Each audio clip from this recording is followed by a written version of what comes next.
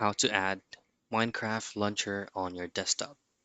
Now, this process is very easy. It's just a few clicks away, and you should be able to add a shortcut specifically for your Minecraft on your desktop. So the very first thing that you want to do is to go into your Windows icon or the search box on your operating system, and then just simply type in run. Right click on run, which is the program here, and open it. From here, the command that you need to open is going to be shell colon apps folder. Hit on OK, and this will initiate all the application that you have downloaded on your PC or on your laptop. Creating a shortcut for this is very easy. First is locate your Minecraft client or your Minecraft software. For example, this one right here. There's two things that you can do.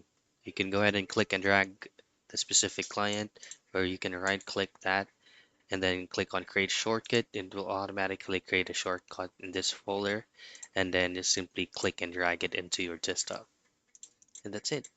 That is how you create a shortcut on Minecraft Launcher to your desktop.